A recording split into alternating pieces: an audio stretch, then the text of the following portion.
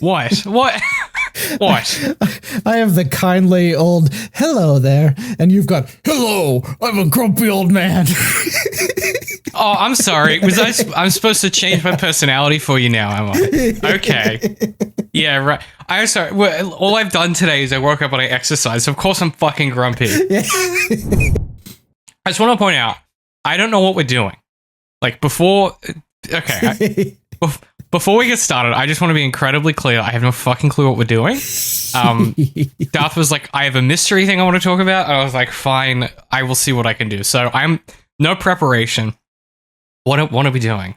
Starting off with talking about the Maul Anakin scene in Phantom Menace, where he just tries to run over the kid out of the blue, because there is so much interesting stuff to unpack there, which I think ties in a little bit to my my mystery premise that I was like, I've got 3 pages of notes on this. I wonder if this is too much to talk about. But yeah, so anyway. Welcome so is this to a crossover? Yeah, where we just talk about random stuff. Wait, that's a different one. We got too many projects. How do you keep them straight? Not. Hang on. So, A Bigger Fish is a Star Wars podcast. That one scene is specifically the Star Wars podcast where we talk one scene. Are we doing a crossover event? No, it's really just the one scene from Anakin and the little Anakin and Maul that so we should start off with. Okay, so then it's an episode of that one scene, presumably. Okay. This is why I produce everything, okay? Is because of shit like this. Okay. Doesn't that normally start with a joke? Isn't that normally the format of that one scene? How is this all not a big joke so far?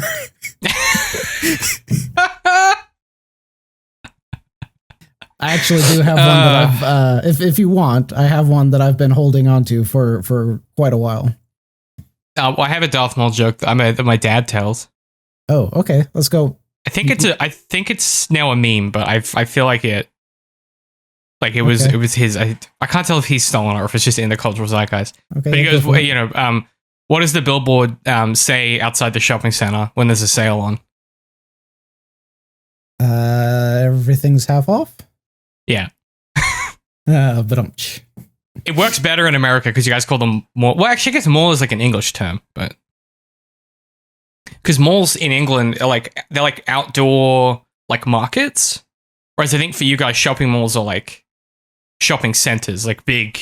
They're all inside superstores. Yeah. Yeah. There you go. Culture. That's how that works. Yeah. So okay, we're talking about the scene in the Phantom Menace where Qui-Gon Jinn and Anakin are retreating back to the ship. What happens just before? Like, what if this is where he's recruited him and they're leaving the planet forever, or is this before that? This is after that. Qui-Gon just kind of so he wins the child in a bet and is like, hey, you're mine now and you're going to come with me. And the little boy's like, okay. And his mom is like, okay. And I guess because they're Jedi, they're okay with this. In retrospect, as I'm thinking about it, I'm like, this seems kind of problematic. Even that's interesting though, because but they're slaves, right?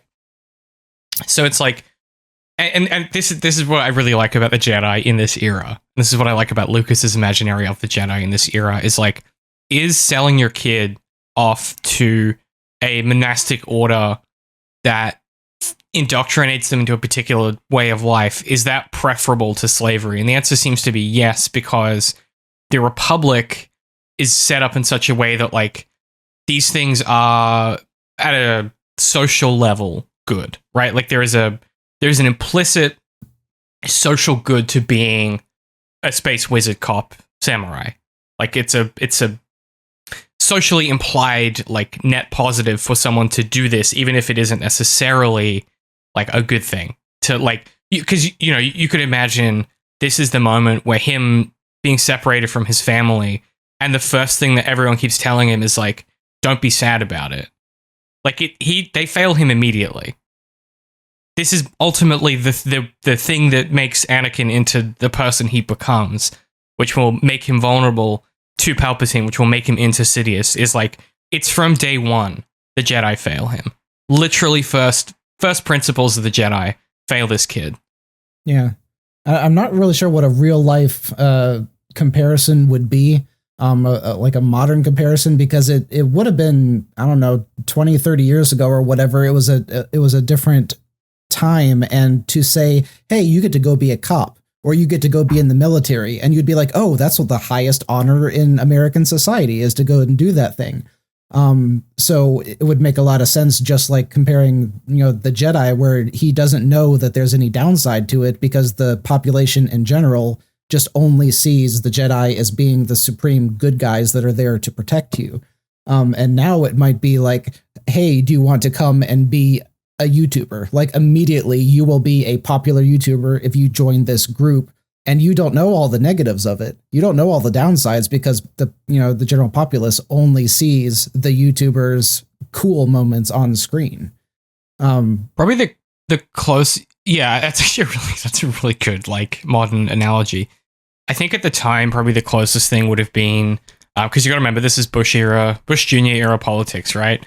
This film comes out just before 9/11, but is the conservative turn of the last kind of 40 to 50 years, which was in reaction to like postmodernism, etc. Like, you can follow that all the way back through history, but the kind of conservative turn that we've been in writ large across politics of the last 40 years was something that you can feel Lucas understanding in this moment. We've talked about this before with like the Trade Federation and the Republic, and the Republic kind of, you see this especially in the Clone Wars cartoon, where they go out and they're trying to recruit and convince planets that like the Republic is good. And these planets have like legitimate criticisms of difficulties being part of the Republic produces.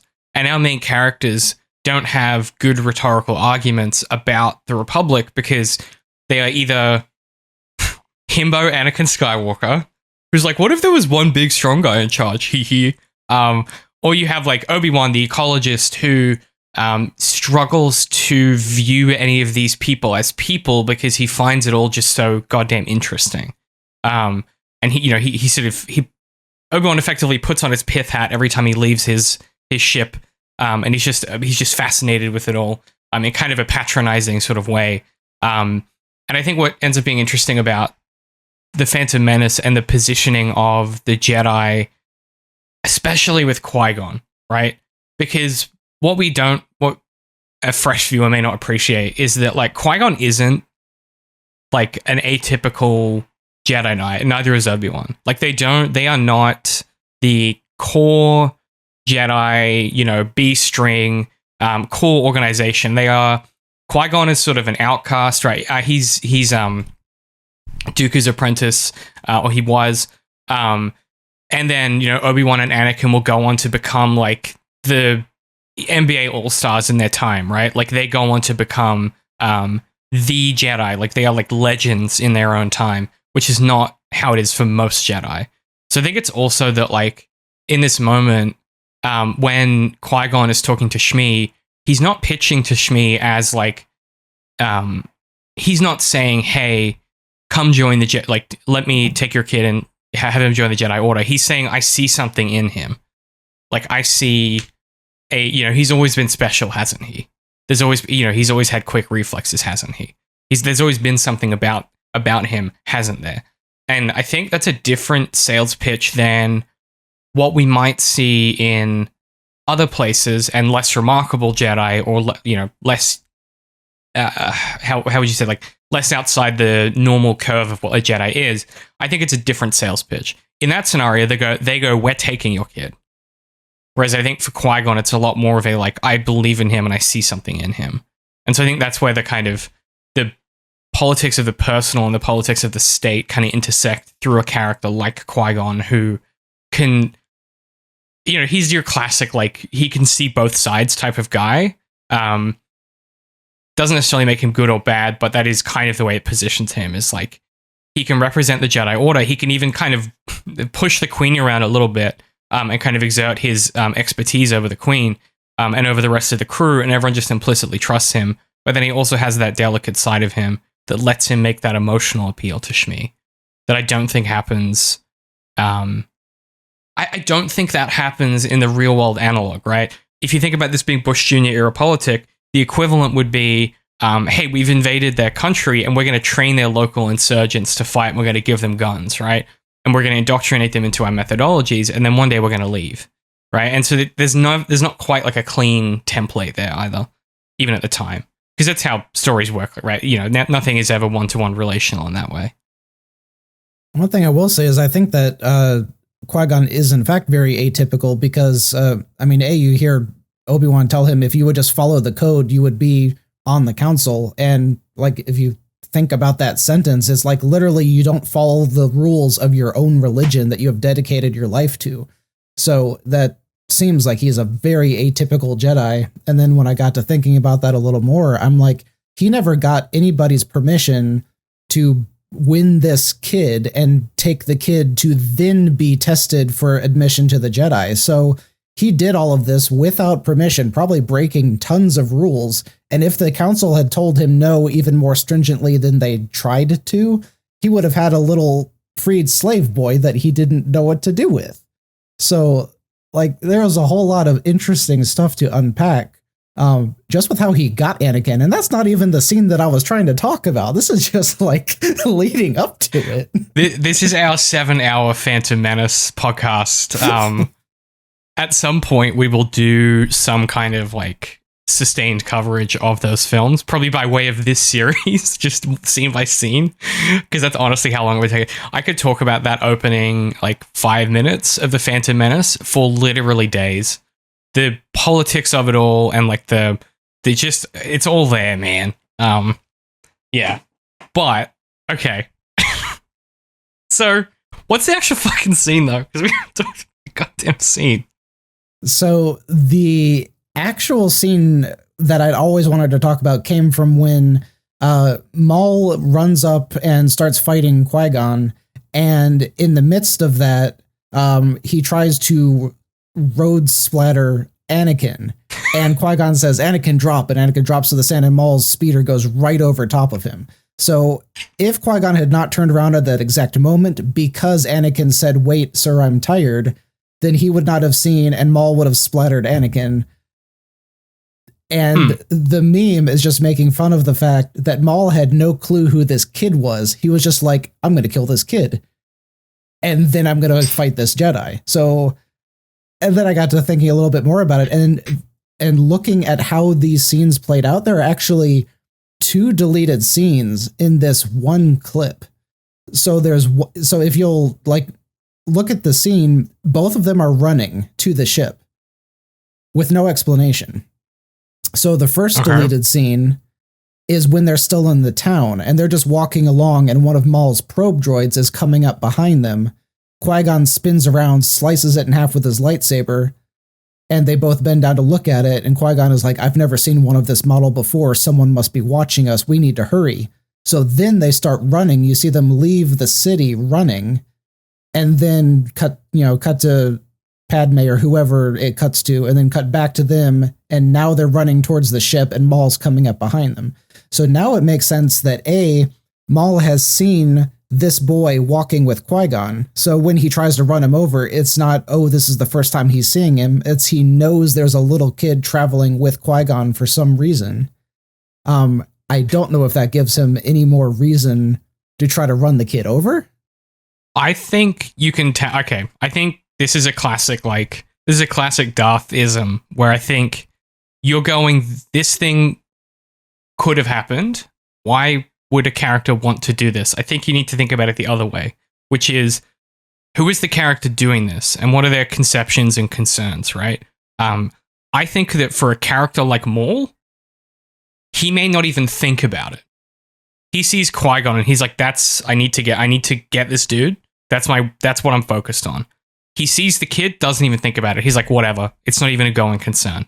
It's not even like intentional. He's like, I'll just go through this kid to get to him. You get the impression that he might do this to anybody in the way. From the stuff that I've read, he was extremely pragmatic when it came to fighting. So he would probably have seen it as eliminating an extra quote unquote threat so that he doesn't have to worry about what the kid might do, what the kid might pull out of his backpack, while he's fighting Qui-Gon. So it's just taking something else out of the equation, even though it was probably never a threat to him in the first place. I could totally see that. Again, that's not even what that's not even what I'm saying though. Like that's even more thought. I'm saying like he's the type of guy that like the thought wouldn't have even entered his head. He would have been like, I'm just moving through this to get to what I need to get to. Which is like it probably depends on which version, because if you're just talking the movie version, then I could totally agree with that. But like the different Maul, Shadowhunter, and some of the other books I've read, he seems way more calculating in those novels than he appears in the show. Granted, you like don't know a thing that's going through his head at any point in the show. Yeah, that is also just how film works. Yeah.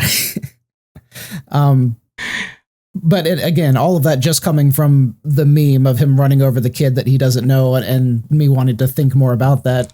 And then the second thing that came out of me thinking about this was the weird cut when Qui-Gon jumps up into the ship and he uses the cover of the dust being blown up by the ship's engines to escape.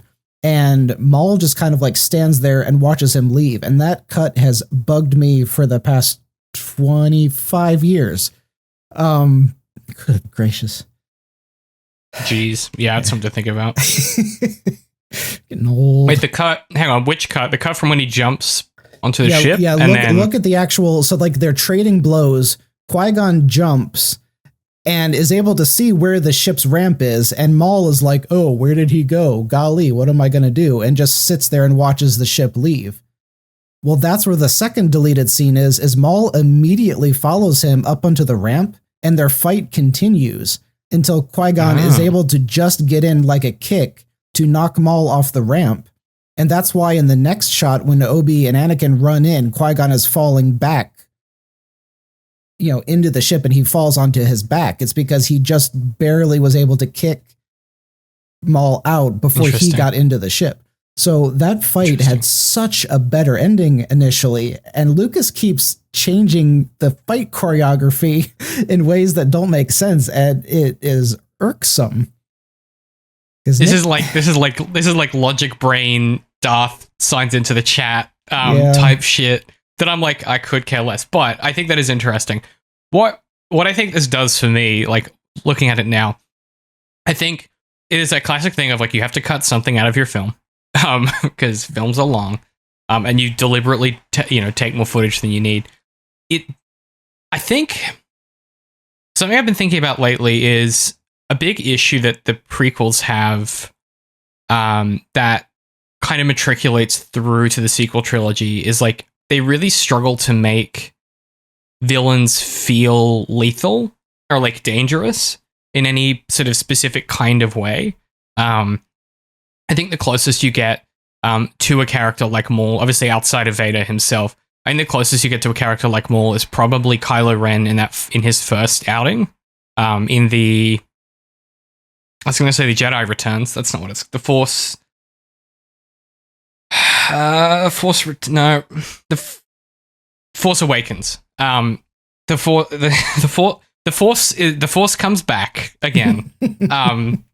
Episode 7, the Force. Here it is, and it's back, baby. In the kind of appearance in the woods where he's been shot by Chewbacca, and he's just racked by guilt and rage, and he's just sort of like, he feels dangerous in that moment. But I think for me, Maul is a character, one of the few characters in the mainline series that, Darth Vader, when he's fighting Luke, it sometimes feels like Vader's kind of toying with him or sort of, Vader's never trying to kill Luke exactly. There's always this thing in the back of Vader's head about trying to turn him and trying to buy enough time to produce that rhetoric to make that happen.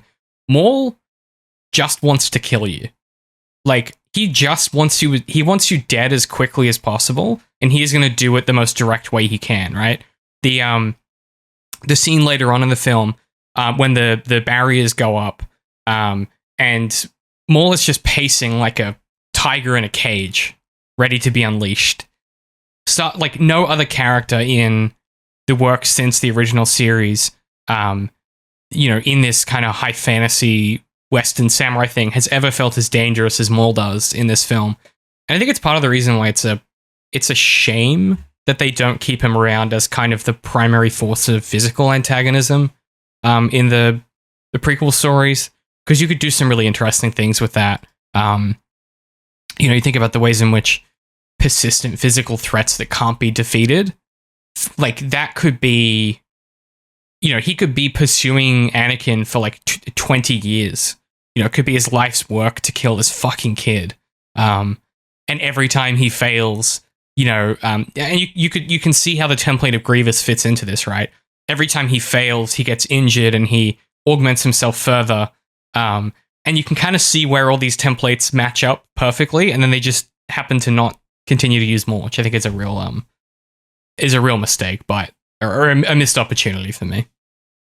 I could really see a different universe where Maul was brought back, maybe not in episode 2, but maybe in episode 3, because that would give Obi-Wan such an amazing foil to go against, where it's reminding him of his master and he has to not succumb to the dark side when he faces this foe again, even though that was potentially what let him defeat Maul, or at least equal Maul in the first place. I can't say that he actually was an equal to Maul, because he lost the fight. He got in bad positioning and Maul beat him.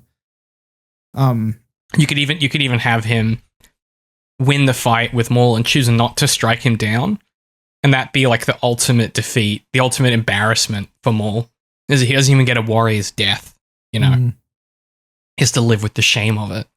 Yeah, and it would be such a because it was such a difference between Maul's animalistic pacing back and forth, and then the calm gravitas of Dooku. And then introducing Grievous, who's this wheezing, you don't know what he is, kind of creepy cyborg dude.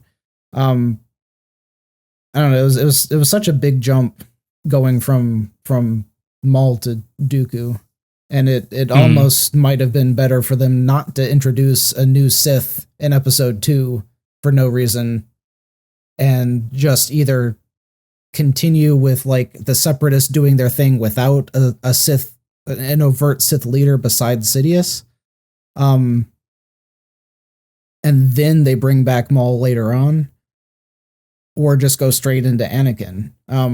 But it's just so interesting that Lucas would have introduced this really cool character intending to kill him off so quickly. See, that part I fuck with. I really like going, here is someone incredibly compelling. Oh shit, they're dead. Or they're out of the story forever. I think that, to me, like, okay, on the one hand, I completely agree. In this story, I think it's a missed opportunity. In general, that is one of my favorite things to do. Yeah, is to go, here is someone who you want to know everything about. Oh shit, they're gone. Yeah, that's like the juice of a story, because then you go. That's where you get my favorite type of review on my books is when someone, they'll be like, they'll be like, really enjoyed it, really wish there was more of the world, but really great read, enjoyed every part of it, 2 stars. And you're like, wait, what? Because they just want more of it. I think that's what Maul leaves you with. I would watch the absolute shit out of a Maul. I'm going to say this, and I know it exists because I've watched Clone Wars, like a Maul prequel, series of vignettes of just how he became this guy. I think that's a really interesting story that gets left on the table for a reason. Like, there's a reason we don't get that interiority. And I think part of it might just be that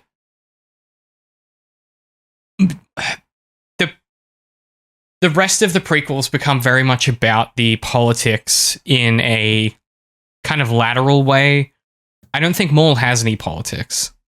Do you know what I mean? Like, Dooku has politics. He's a count, for God's sake.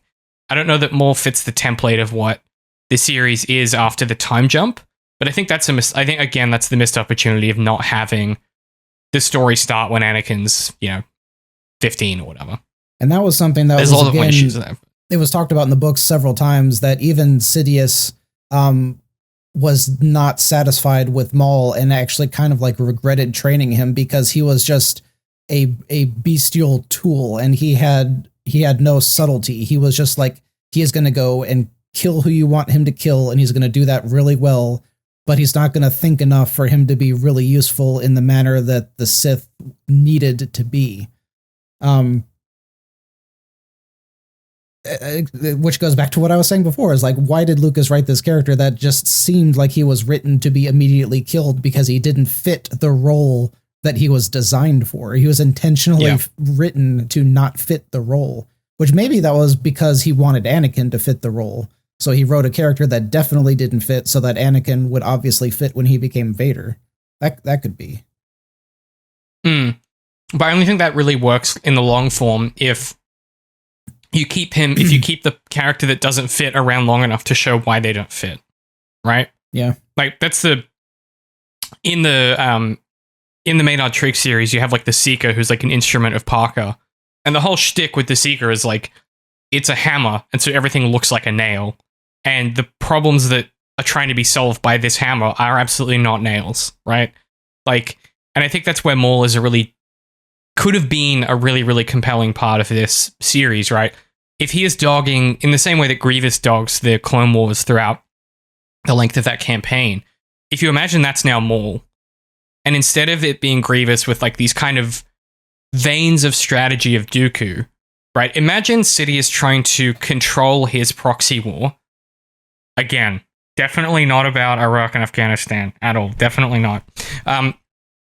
If you have Sidious trying to conduct his proxy war and create as much tension as possible to give himself the most amount of power as possible, definitely not about Bush Jr. If that's all happening, and you have this character who can't really be reasoned with, right? Instead of Grievous trying to make strategic decisions in the war, you have, Darth Maul out here with, his own battalion of troops just doing whatever the hell he feels like. Attacking positions, disrupting plans on both sides, right? That could be a really, really compelling element of entropy that would throw Sidious's plans into increasing radiuses of orbit in trying to keep all of this contained. And that's eventually where you have them turn on each other, potentially. And they kind of get there with Dooku a little bit, where Dooku and Sidious end up at odds a little bit throughout the second film. And obviously in the third one, we all know what ends up happening to Dooku. But yeah, I completely agree. I think in this story, it's a missed opportunity.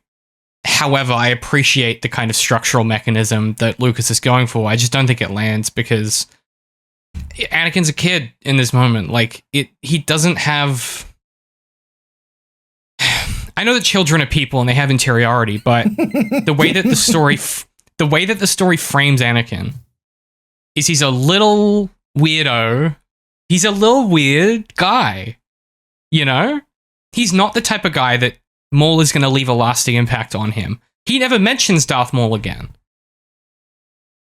Do you know what I mean? I just think that's so funny because we have another clip of you saying, I don't advocate killing kids, but I advocate killing this kid.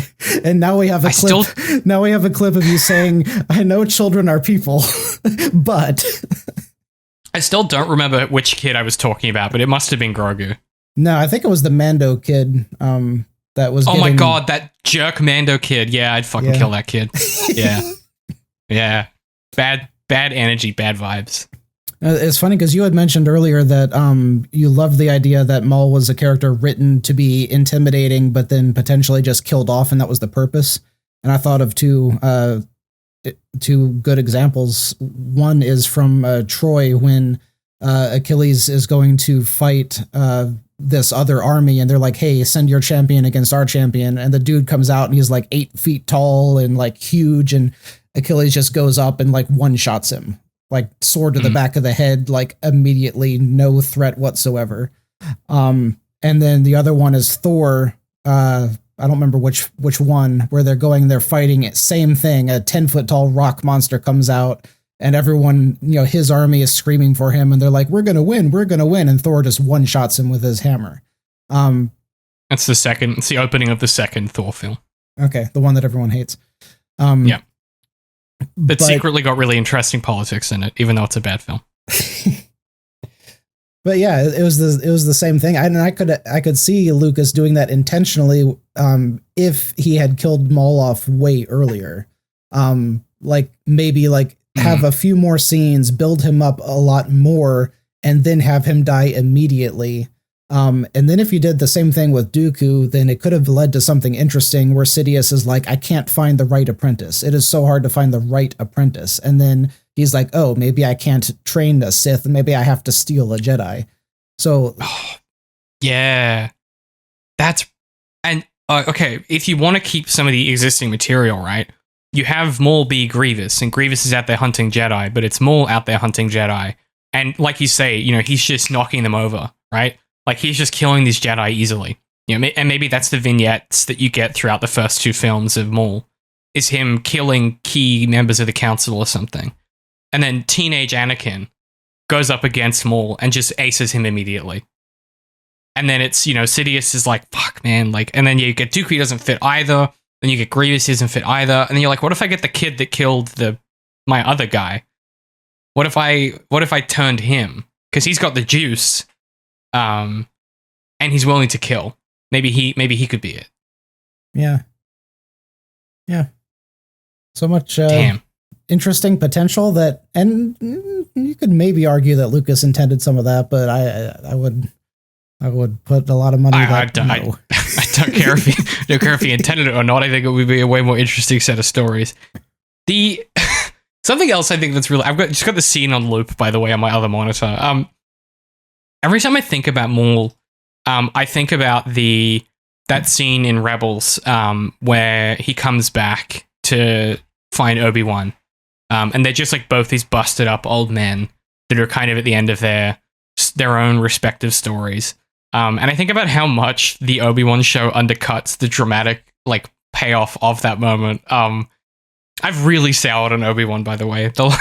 The more I rewatch Andor or the more I watch Clone Wars, the more I'm like, man, I like some of the ideas in Obi-Wan, but just none of it lands. Anyway, but I think about that scene where they kind of confront each other, and I kind of like, there's a part of me that would really like to see Maul and Vader have some kind of proper interaction. Like some kind of proper conflict. Are they ever in scenes together? I don't think they are they?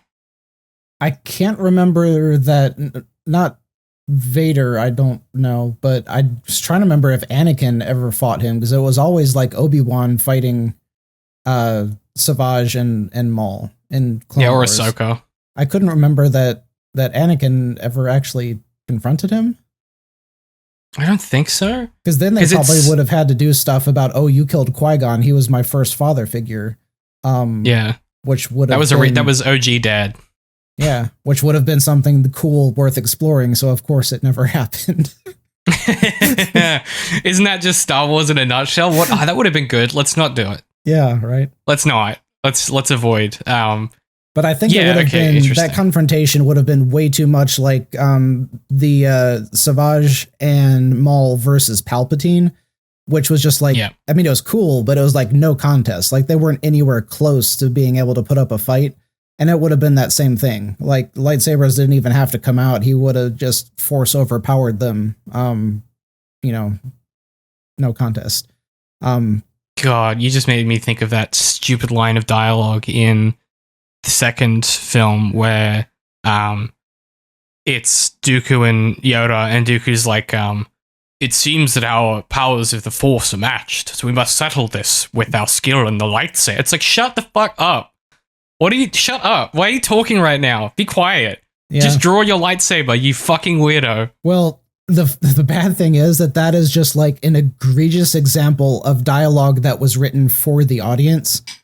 Because like the first time that you see that movie, like my friends and I were like, there's no way he's about to fight. There's no way Yoda is about to fight. And so Lucas is like, I'm going to give you a line of dialogue that proves Yoda is about to fight. And you could just like feel that being telegraphed. At a certain point, you have to, as a storyteller, you have to take accountability for the fact that you made that little green frogman do a fight. You've fucked up. You've made so many mistakes before that moment. You know the behind the scenes where they talk about the fact that like Yoda is they did the puppetry in that film for the whole thing except for the fight. And then at the last minute, Lucas was like, no, I want him to be CG actually the whole time. That's the kind of decision making we're talking about that leads to Yoda, a little green frog man, fighting Count fucking Dooku. What are you talking about? What are we doing, guys? It was the same thing with Mace and Palpatine. I don't know if you've heard that one. Mace and Palpatine. No. Yeah, in Revenge, when Mace has his big fight, well, there's 4 Jedi Masters there, and 3 of them immediately get aced, and then it's just Mace versus Palpatine. Oh yeah, I know. Yeah. Yeah, and that fight scene originally was choreographed with an actual stunt double playing both roles, because like, you know, Sam Jackson's awesome, but he's not fully qualified awesome lightsaber duelist, blah blah blah. And so they had this awesome, which you could see in some, you know, deleted back, you know, behind the scenes footage. You could see the fight scene. And on the day of filming, Lucas was like, no, you can't see their faces. And so he made them re-choreograph the fight scene on set with the actors, and made the 60-year-old, whatever he was, Ian, learn the fight scene. And so he's just like old man, just like doing this, walking down the hall, because that's all he could do. And like once the fans saw that, like they were furious that we had this beautiful bit of choreography that would have lent to the characters being so much more realistic, which was all thrown out just because Lucas wanted to be able to see their faces, when they were already doing face replacements on the actors anyway. Because the guy that played Dooku, famous character actor Christopher fucking Lee had to fight a little green man.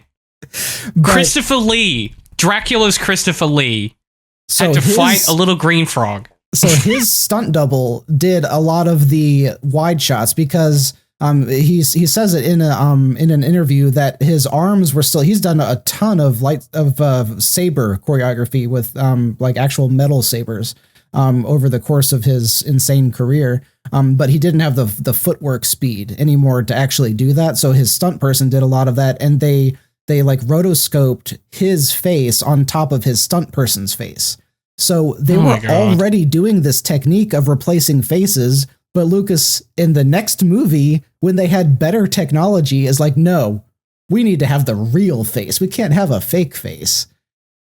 That's unhinged. Yeah. I'm not surprised, but I'm kind of passionately angry about that fact, because that is one of my favorite fight scenes when you read the book that should be on your reading list. Yes.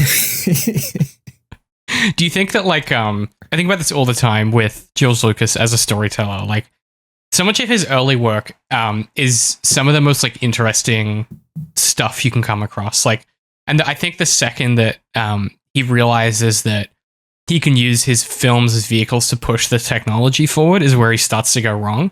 Like, you can almost hear it behind the scenes. The way he talks about films changes. It's really interesting to me, just like the journey that he went on about like what storytelling can be and like what filmmaking is. Ends up being really interesting to me. Have you ever watched The People versus George Lucas? No, what is that? Oh, put it on your list. Write it down. It's on the list. It's a documentary that was about pretty much what you just said, like about the changes that he went through. It goes into what the fans were so displeased about and why when he changed the special editions in like when was it? Early 90s, whenever the special edition VHS came out, he made X number of changes. And then the next version came out on Blu-ray in early 2000s, and he made Y number of changes. And then the next version came out, and he made Z number of changes. And so there are so many. And then, like, one of the funniest things is that he testified in front of Congress in like the 80s or 90s or something about how we have the responsibility to preserve film in its original format. Oh my God. And then the irony. Yes. The irony. Yes. That is a beautiful documentary, and I highly recommend people watching it. Because there's a lot of love for Star Wars in there. There's a lot of behind the scenes stuff that is just fascinating. And you see fans react to episode 1 and they're like, this ruined the entire franchise for me. I'm like this guy covered in Star Wars tattoos. And he's like, I can't watch this anymore. This is done. It's dead. Oh, interesting. And now we're seeing the same exact things from sequel trilogy haters, where they're like, the entire franchise is dead because of these films. So it's what Lucas loves. It's things repeating. He does love a good rhyme, as he always says. Well, what do you make of that? I mean, you know what I make of it, but what do you make of the sort of that way of reacting to something, of being like, well, now this sort of alters or corrupts my enjoyment of the original thing? Like, what do you make of that as a reaction, or as a way of processing those changes? Okay, so I don't want you to get a big head here, but I used to react a lot more along the lines of the people I just said, but I feel like after working with you over a number of years, I have adjusted and I have grown, and now I'm like, I can see the stuff I hate, and I can separate it from the stuff that I like. I don't have to hate everything about Doctor Who because this one episode like ruined Time Lords and everything. I'm just going to forget that exists, and I'll do what the show does and be like, be like, la la la la la, that didn't happen. Non-canon event. Yes, I mean, I totally get it. It is extremely difficult to forget when something really, really bad quality occurs in something that you really love. But at the same time, in so many other areas of our lives, we are so conditioned to be okay with that. Like football teams, like American football, like your team might suck this year. You might lose like 9 out of 10 games, and you're like, next year it'll be fine. Next year it'll be better. And I'm like, you're fine with football sucking this year, but one bad Star Wars movie and you hate the entire franchise forever. Yeah. Like, is a weird disconnect. Like, this Burger King meal gave me food poisoning. I'll go back next week. It'll be okay next week. What is the disconnect here where this story can be ruined permanently for you, but these other things, you're fine with going back to what you love? Do you think it's because the sports is an interesting one, because a big part of sports is it's underwritten by the fact that like it is by design, you stick with it through thick and thin. I think with entertainment, it's like, don't stick with me through thin. If it's thin, kick me to the curb and go consume something else. Like, that's fine. There's only so much. Like, I understand that as a reaction. I think the difference is like, we've talked about this before. I think people invest their personality in a particular type of story that maybe comes at a particular age or in a particular moment in their life. And it becomes very easy as sort of a slippery slope for some people for them to get themselves into a position where they can't separate their own value from the thing, right? They invest an amount of their personhood in this object, this text in time, and they stop treating it like a text in time, and they start treating it like a part of themselves. And if there's a bad one that comes out, they take that as like a personal criticism or like a personal betrayal. It's like we talked about with the way that people react to Luke in The Last Jedi. If you had sat someone down and been like, Mark Hamill real old, yo, so he gonna be old in the film, people would be like, that makes sense. But because it's Luke Skywalker, it does it does something to these people's brains where they can't abstract their personal investment in it because they don't have the tools of media literacy to do that. Because, I mean, unless you do this a lot, it's like you're never going to get there. Or at least when I was growing up, this stuff didn't exist outside of the textbooks that I was reading. I think the democratization of academia in general has been good, but it's also led to like a whole bunch of grifters on particular parts of the internet that focus on the psychology part, and a lot of it's bullshit. But I guess my point largely is I get what you're saying and that it happens slowly. And I think that's the thing that people forget is you're never going to wake up and be like, and now I'm okay with Luke drinking blue milk or whatever. You know, it takes time to learn and develop that tool set and learn and kind of, you know, mature in yourself that relationship to the things that are foundational for you, right? Like, I didn't watch The Hobbit and go, that ruined The Lord of the Rings for me. I went, The Lord of the Rings is still there, and they still rule, and they're still, you know, The Lord of the Rings was my Star Wars, is what I'm saying. Because I wasn't really a sci-fi kid until I watched The Matrix. And then I was like, oh my God, I might be the most sci-fi pilled person of all time.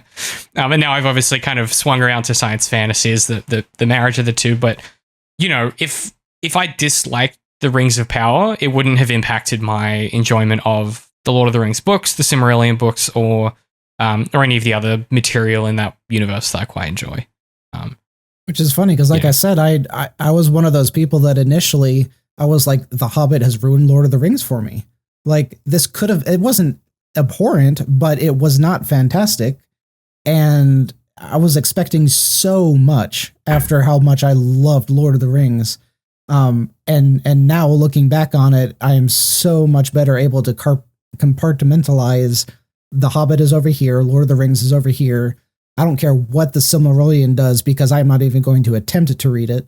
And that's going to stay over there. What the fuck's a Vanar? Sorry, there's a Valir. Are they different? Huh? Yeah, absolutely. You know, it's actually really interesting because this segued into my mystery topic a little bit. Okay. And it's what I got to thinking about when I was thinking about AI and where we're heading in the future, where people are legitimately not going to know if what they're looking at is real or fake. And there is so much of that you're seeing in the fandom where the Star Wars fans will look at a product and they'll say, this doesn't look right. I don't understand if is this lying to me? Is this pretending to be Star Wars, but it's not? It's a, you know, agenda that they're trying to get across. Is this hidden feminism? What am I seeing here? And once I started going down those lines, I realized that you could apply that same logic to so many of the issues that I've seen across social media. Like there are these posts blowing up where guys are calling out women for lying because they're like gorgeous with makeup on, and then they post a picture of themselves with no makeup and they're completely, you know, average, completely normal. And guys are like, you're lying to us. Why are you lying to the public like this? And then it's the same thing where they see something and it turns out to not be true. And then somewhere in the back of your brain, you're thinking, is this real? Do I not understand reality if when I see something and then it doesn't turn out that thing is real? And then take this as far as you want from, you know, lesbian relationships where you see a woman and you're like, she's not attracted to men. She's supposed to be attracted to men. You take that to trans people and you're like, it looks like a man, but it's not a man. It's a woman. You could take this to so many levels, and it's the visual perception of reality is not what you think it is, and it throws everything off. And like, there's definitely bigotry in there, you know, on some portion of it. But it makes me wonder if so many of these visceral reactions is this like subconscious thing where people are fighting because they are being presented with something that their eyes are telling them is not real, you know? I think there's an interesting kind of intersection of, I mean, there's a lot to unpack there, but I mean, the core thing that you're hitting at there is a lot of people would prefer it if things were very simple in such a way that would allow them to live their life in the ways that they would like to without having to necessarily challenge some of the underlying nature of how they perceive reality, right? It's interesting because I've been doing the Matrix coverage with the Methods of the Madness boys. This is obviously top of mind for me. In our coverage of the first one, we talked about the ways in which a particular kind of conservatism misunderstands what the Matrix is about, right? Like what taking the red pill actually means in that film. I think people would prefer it, and this is my opinion. I think people prefer it when things are simple and when when they can kind of flatten reality to the way, exactly what you just said, right? If everything looks the way that I understand it to, therefore I understand reality. What they fail to comprehend in that supposition is that the only reason why they think that things look the way that they do and that they assign those values to them is because that's socialized values, right? We invented the concept of gender. We invented the concept of colors, right? Now, not to say that they don't exist and have like material relationships, but the socialized values and the descriptions and the ways in which those are associated with different things are things that have been self-produced by the social, right? On at the end of every episode of Game Study Buddies, Michael and Cameron end with the phrase, "The social is predicated on its exclusions," and what that means is the social that you produce, which is to say how you self-identify, is for most people predicated on what they exclude from that social. So in your example, the exclusion might be, well, I don't believe in, it's such a dumb thing to say, but someone might say, I don't believe in trans people. I think they are virtue signaling. That is predicating a social based on its exclusions. Now, the unfortunate truth about reality is that the world is really, really big, the universe is really, really big, and there's a ton of entropy, and when the numbers are as big as they are, and they are as big as they are, it becomes really difficult to have any sense of certainty. And the work of media is to help us find, and I mean fiction specifically, to help us find ways to put into structural and systematized ways stories that help us unpack something about the nature of the world, our life, our perspective, our grief, our triumph, whatever the topic is of the thing.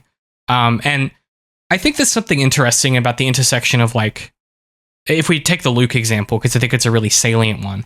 I understand when someone says, I was upset by the portrayal of Luke in that film, in the Last Jedi, right?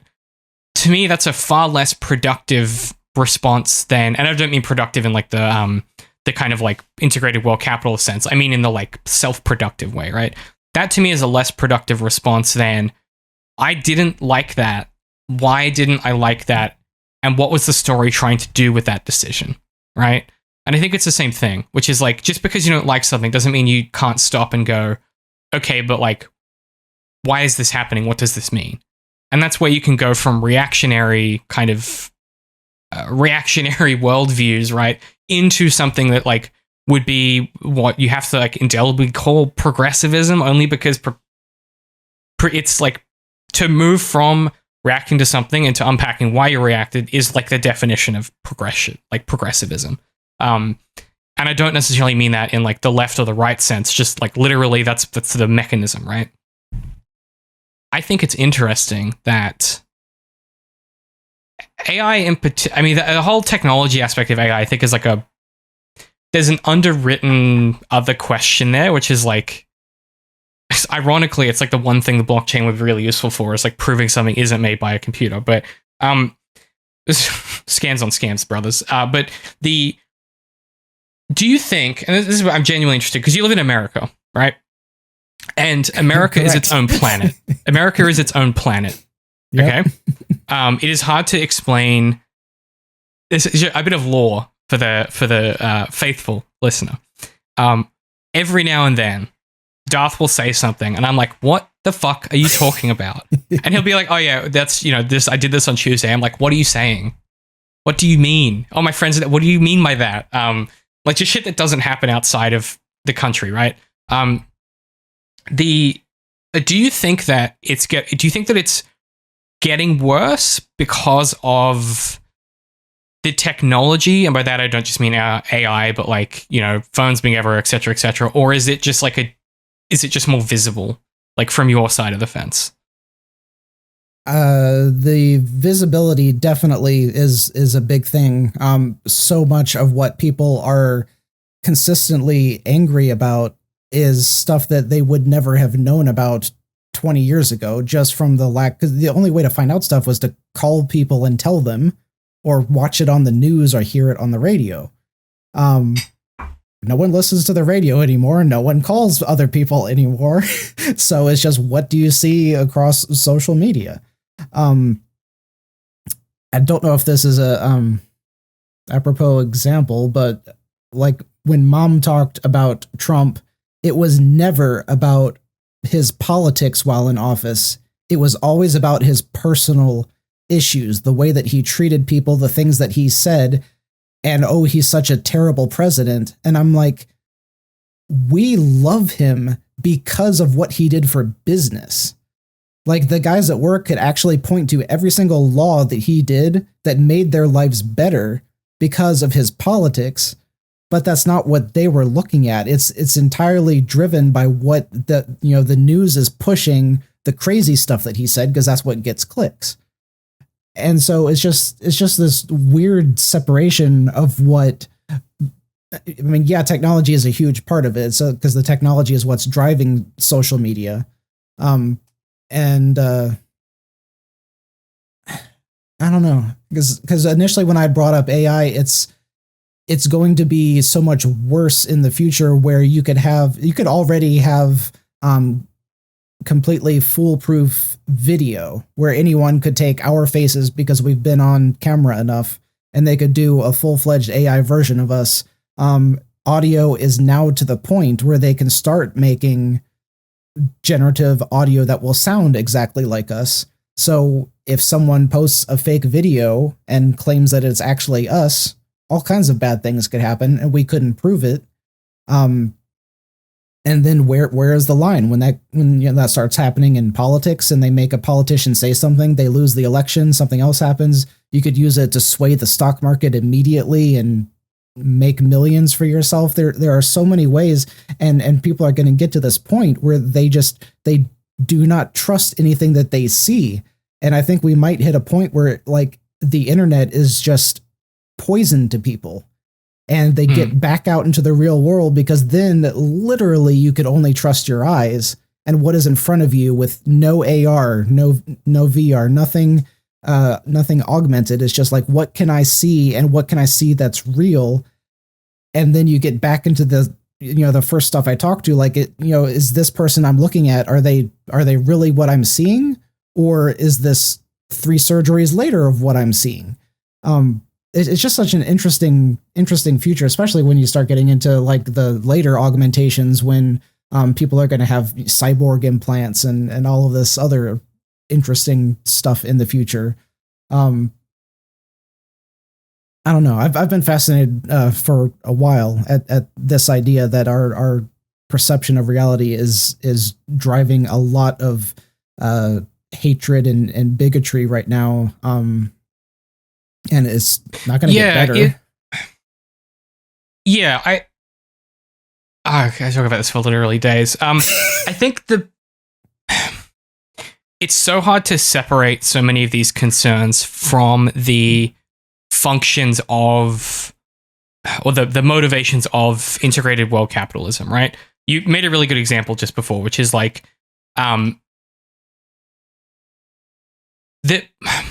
what someone says and does and the policies they enact are both politics, right? But in the current framework, when people use the word policy and then yet they use the word politic, and then they use the word like personality, or like whatever you want to have your particular nouns be, there is a reason the system works that way, and a reason why it motivates certain things to be described in particular ways. And again, it's not, when I talk about this, I think a lot of the time, if you are conservative in some sense, and everyone's on a spectrum somewhere, right, with this stuff, if you are conservative in some sense, you kind of go, oh yeah, well then that's da-da-da-da-da, and there's like some kind of underlying conspiracy motivation. There's always some reason why this is all happening, and it's always something that doesn't benefit you, right? The true, like, the true version of like a democracy that's functioning is people making choices that actively don't benefit them because it's good for the country or it's good for the people around them. Like, for example, in the last election we had here, I voted for a party that was trying to increase taxation on the salary that I make. But I did that because what they wanted to do with that taxation money was going to benefit people on our equivalent of like food stamps. It was going to give them more income. It was going to give them more security, and it was going to give them slightly more rights. And that's not like a controversial political opinion in the, like, it is in the state I live in, because the state I live in is quite conservative in Australia. But it wasn't conservative at like a country level. Weirdly, we're in this really strange political moment in my country where we're having a lot of, I think everyone is having issues with cost of living. And I think that's like the macro economy's fucked at the moment. But our current government, confusingly, our liberal government, who are called Labour because our conservatives are called the Liberals. They did this trick where they were like, if we call ourselves liberals, no one will think that we're that we're not fucking goblins in suits. But they're doing a thing at the moment where they're looking at cutting taxation for everybody making under a certain amount of money, and it's quite a high amount of money. And normally what would happen is our media, like our newspapers and our news, which are they're not quite conservative, they're incredibly conservative. They would normally criticize the Labour government for this kind of decision. But they're in this like weird pincer trap where they can't criticize it because the only thing they could criticize is like, oh, you're making life better for poor people and we hate them and don't think they are people.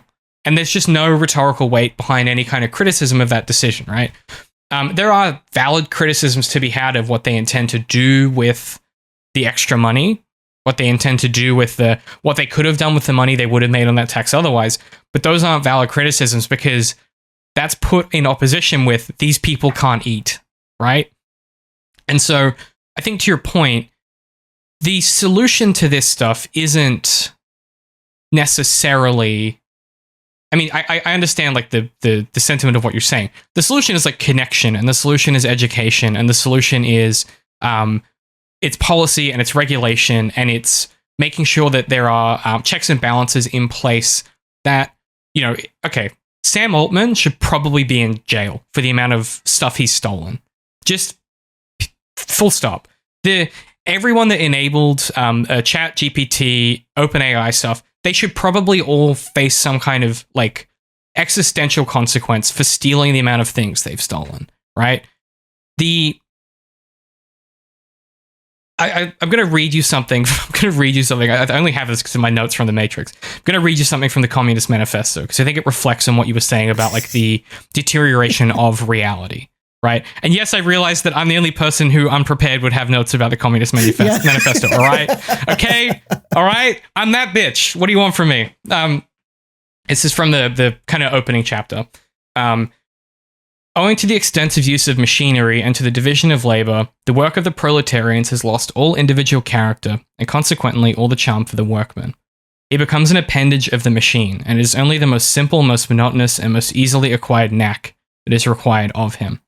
Hence the cost of production for a workman is restricted almost entirely to the means of subsistence that he requires for maintenance and for the propagation of his race. But the price of a commodity, and therefore also of labor, is equal to its cost of production.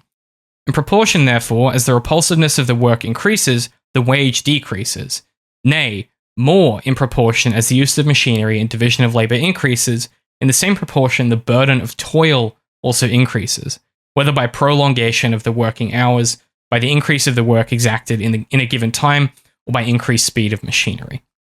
And, it goes on to talk about the ways in which by paving the way for more extensive and more destructive crises, and by diminishing the means by which crises are prevented.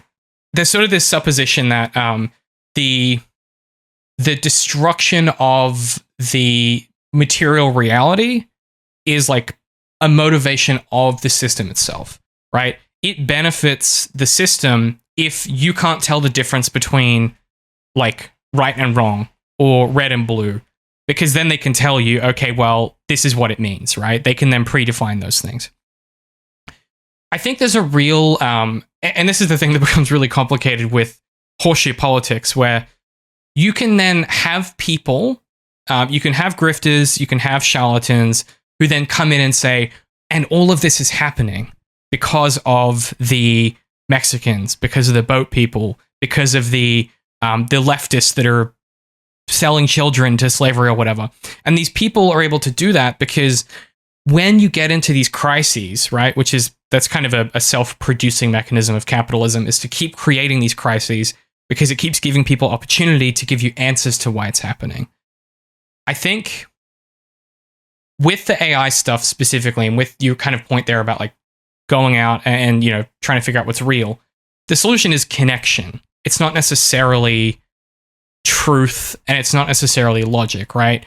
I think there's a big mistake a lot of us made in the early 2000s because we thought the world was going to become a technocracy, which is to say we thought that if we just set up countries where experts in their fields ran those fields, right? If we had the best physicists running the physics stuff, if we had the best people in architecture running the architecture stuff, if we had the best policymakers writing policy, we all thought that if we just did that, we would produce sustainable, functioning democracies that would do really great things and build really great stuff.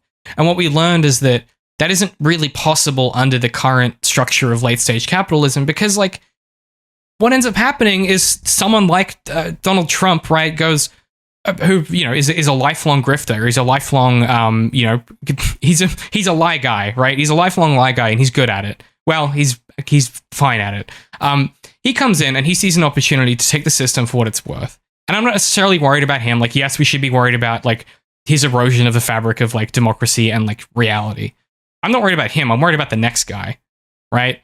He's not competent enough to be the kind of monster we should be concerned about. He's not George Bush Jr. Say what you will about George Bush Jr., like, he was trained. Like, while you were out there drinking beer and sleeping with women, he was studying his father's politics, right?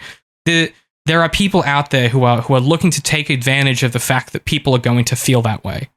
And they're going to say things like, there's a plant in the White House and they're called QAnon and they have information and there is a plan. We're going to drain this. There are people out there who are going to say the earth is flat and they are lying to you. There are people out there who are going to take advantage of that feeling of disconnection and of isolation. They're going to say it's the women who are lying to you because they're wearing makeup. There are people out there who are going to say it's actually evolutionary psychology that we behave this way, and in fact, women should behave this way, and we should have eugenics, and if only we forced you to have a wife because we need to have more children because the population is like... There are going to be people out there who will see an opportunity to profit off of that isolation, and they will drive people further from connecting with each other and provide environments where people in those spaces can connect with each other, but not connect with the world and with reality, right? I think a lot of the time when people fall into those funnels, right, you fall into a Jordan Peterson funnel, you fall into a, you know, all of these kind of conservative grifters, particularly in the psychology space, it really what they're looking for is they're like, I want to make some friends, man. And like, you go out there and you meet a bunch of dudes and you're all having the same loneliness problems, and look, here's the place where I have friends. You know, we used to have social clubs and stuff like that back in the day. And it seems to me that like the issue is isolation, and the solution isn't a subscription someone is going to sell you to a course that's going to finally make you able to get a girlfriend and buy a house and finally be happy. You know what I mean? That doesn't exist. You have to do the work. You have to try. And trying sucks because it means maybe failing, and failing a heck of a lot of the time. And the one thing I would say is that if you're in this position where you're feeling like this, and I completely agree, this is where things are going, right? I think a lot more people are going to get to this point. If you're feeling isolated, if you're feeling like you know, the first step is like you have to take a step back, and that unfortunately means less technology for a little bit. I'm not saying technology is the problem. It's just a really good way to distract you from dealing with the problems. Take a step back for a little bit, reset, and go, okay, what in my community can I go out and do, right? Maybe you live in a rural place, so this isn't possible. Where else can you find communities? Can you go find those discords with people that are into the same stuff that you are? There are places where you can find these things out there that aren't tainted by this underlying question of like, capital. And yeah, sure, the systems are motivated by these, Discord has to make money, it's a business, etc. But like, you can go find those connections. And a lot of the time it's individual connections, right? It's people to people. It's not, I'm part of this club, I'm part of this, It's, no, I made a friend, and then they have a friend who they think I'll get along with. Oh, now I have another friend. Like, isn't that cool? And I think the older you get, the harder it is to make new friends, because everybody has a lot of shit going on and they're very busy all the time. And the trick really is just like doing that work to become vulnerable and practice that vulnerability. And I mean, I talk about it all the time, right? You watch the Proof of My Matrix 2 video. Like, I am deeply concerned with the death of truth and reality. But I'm not concerned about it in the same way that, like, I'm not concerned about what people call what, right? I don't really give a shit. You say, hey, these are my pronouns, easy, done. I call people different shit all the time. I call Rye 3 different names every time I talk to him, right? It's the easiest thing in the world. Someone says, please call me this. I'm like, sick, easy, done. We do it already. Someone says, this is my name. You don't suddenly start calling Paul Peter. It's fucked up. It's weird. Don't do it. Don't be a weirdo. Don't be a weirdo. Like, and part of being vulnerable is being willing to have those moments where you will concede ground, and you will have moments where you need to take a step back and be like, someone else is asking me to do this, and it's maybe not something I specifically agree with or that I want to do, but that's part of being vulnerable, part of having relationships. And it concerns me greatly that these things are spoken about. These things are spoken about in such a way that someone says, oh, well, it's there's an agenda to it, right? I think that really fails to appreciate how life works, right? Like, there's no such thing as no agenda. That doesn't exist. There's no such thing as, like, apolitics, because there's no such thing as ahistory, right? Apolitics in our current moment is conservatism. If you say, I'm not really into politics, you're co-signing the current state of things. You're saying, I'm fine with how things are. That's what conservatism is. That isn't, I'm not saying that you're a right-wing neo-Nazi that is at Trump rallies. That's not what I'm saying. But if you're going, yeah, I'm not political, you're basically saying, I'm agreeing to how things are. And agreeing to how things are is like indelibly conservative. And that's where it gets really tricky, because then you're saying to people, it sounds like you're saying it's your fault when you say stuff like that. But it's not. It's just the nature of reality. If you lived in Switzerland and you were like, I'm not really political, you would be, by definition, progressive. Like, it's hard to square the circle on that if you don't think about this stuff all the time. But like, the environment in which you live, if you're saying I'm not political and you're not endorsing any particular politic, then you're endorsing the underlying politics of the system you live in. That is just the truth of it, unfortunately. And I get it. Someone who's watching this is an anarchist and like is writing a 50-page comment about why they disagree with all. Like, I see you over there, and like, socialist to anarchist, like, I vibe with you, but you're just not for me. But do you kind of understand what I'm getting at here? Which is like, I think all of it comes back to the same questions of like connectivity, loneliness, vulnerability, and like accepting that like, there is no key that's going to fix your life. It's like we always talk about in stories. There's no key that solves a story. And it's really interesting that you arrived there, because I had the same thought after thinking about this myself, that so much of this could be solved by people making these individual connections with others that would enable them to see that, no, women are not lying to you. This is just like everyone wears makeup, and maybe guys wear a different form of makeup, but they're still. I'm lying to you right now. I'm got hair product in. This beard is a fucking lie. Okay, this is men's makeup is beards, guys. I'm sorry to tell you that. Men's makeup is beards. Men's makeup is like, come on, like it's not lying. It's just I want to feel pretty. I want to look different. Like, how's that lying? Like it's ridiculous. It's ridiculous. Wearing clothes is lying, I guess. Then you know what I mean? Like, fuck out of here. Sorry. Anyway, you were saying it's so ridiculous to me. Ugh. Is moisturizing lying? Where's the line? Right. Is showering lying? But it was so interesting what you said about how you need to be more emotionally vulnerable in order to connect with these people.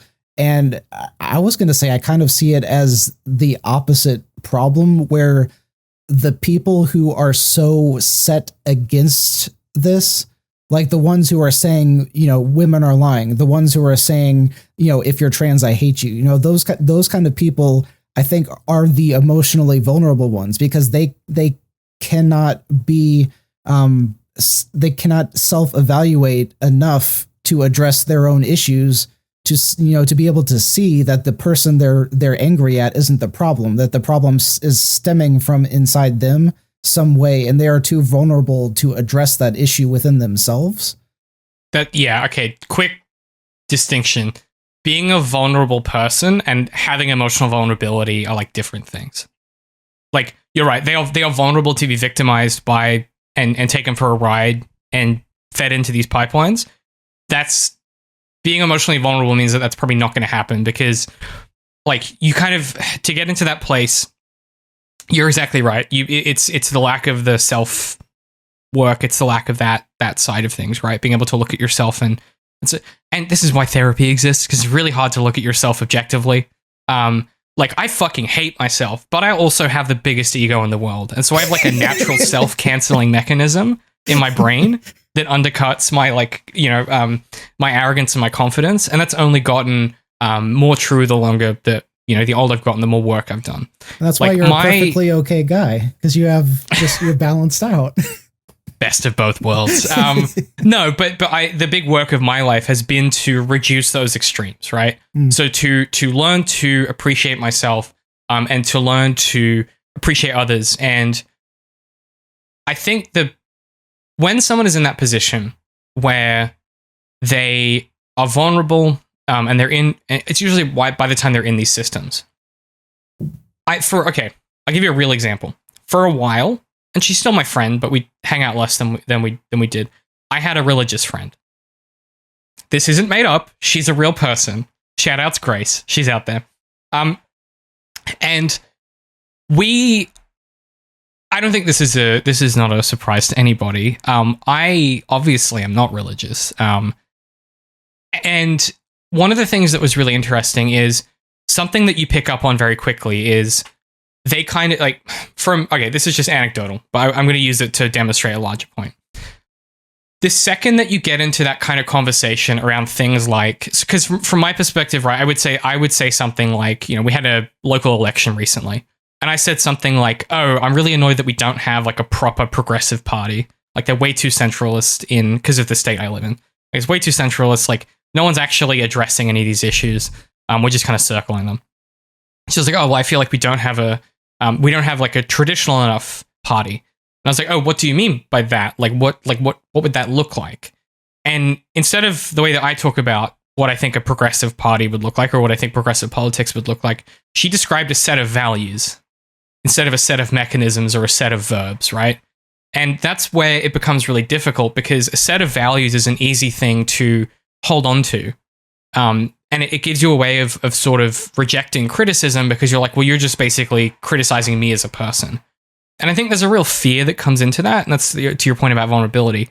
There's a fear that if you let one crack show, or that you admit that there's one crack, that the whole Jenga tower is going to fall down, and you're going to completely lose a sense of who you are and what truth is, and all, it'll all just come crashing down.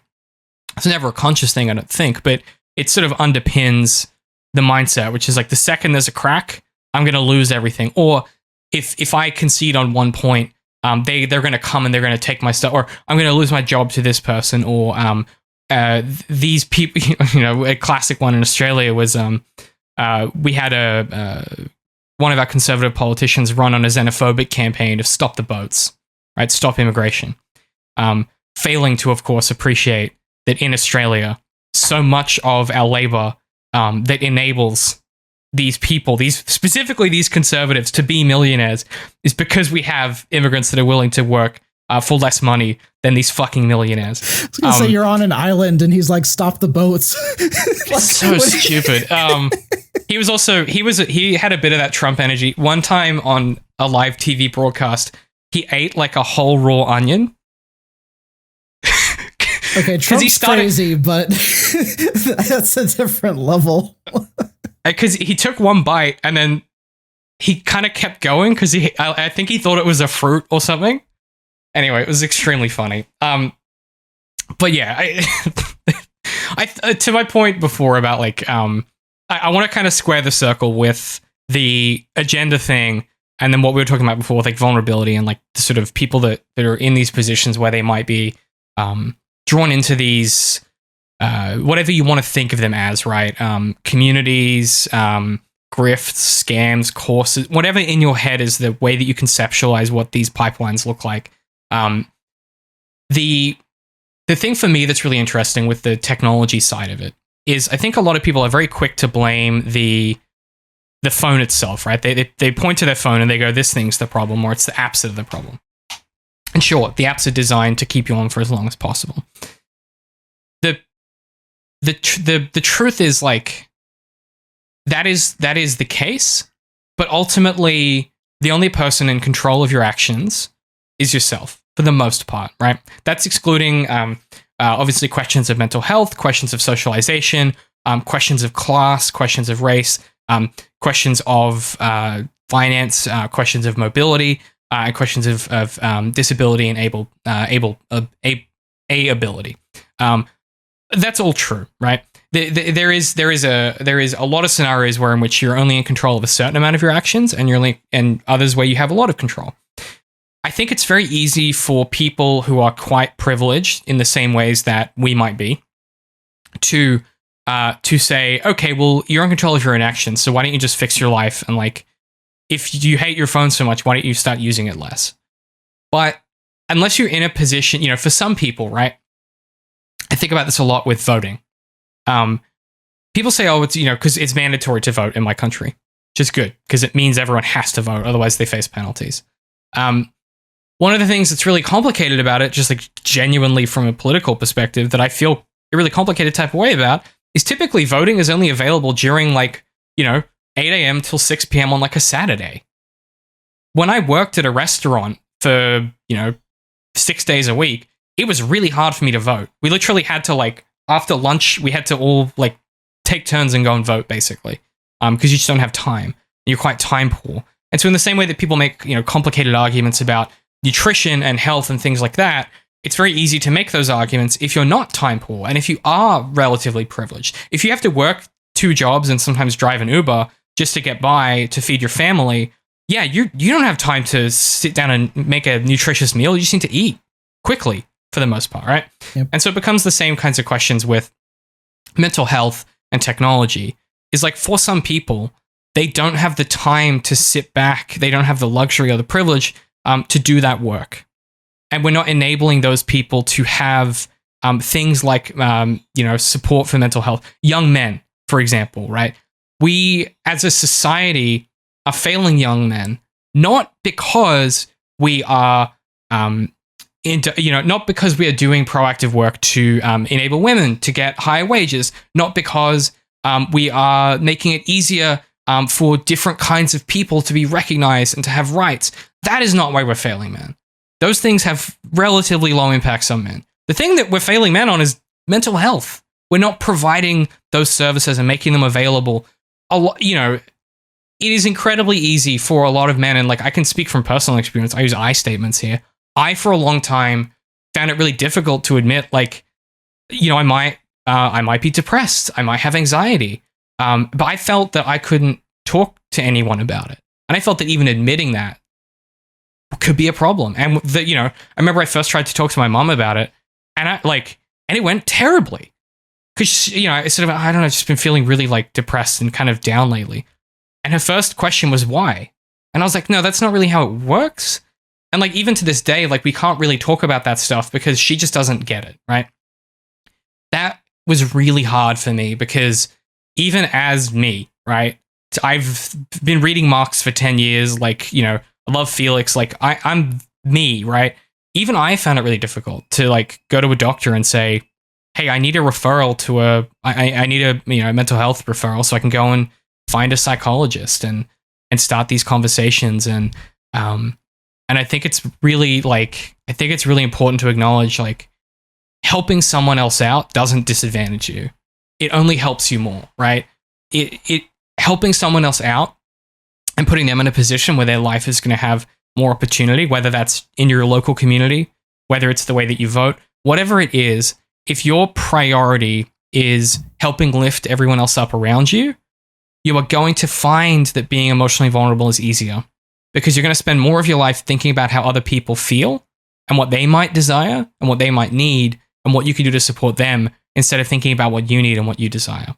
And there's this really common thing that you'll hear in evolutionary psychology in particular, which is like, put your own oxygen mask on, like they say on the airplane type of thing. You fix yourself and then you can help other people. And I think that's partly true, but you can't really fix yourself without making those connections and without figuring out how other people feel and what they want. I just fundamentally don't think you can separate those things. In the same way, I don't think you can separate what someone says, what they do, and what their policies are from being political. You can't live an apolitical life. And so for me, it becomes really challenging when someone says, oh, well, this politician did this thing that benefited me. And I go, okay, cool. Why should I care? That doesn't say anything about the country or the state of the world, or that to me is immaterial to the way that I live my life. That can still be true. They can still have done something that's good for you.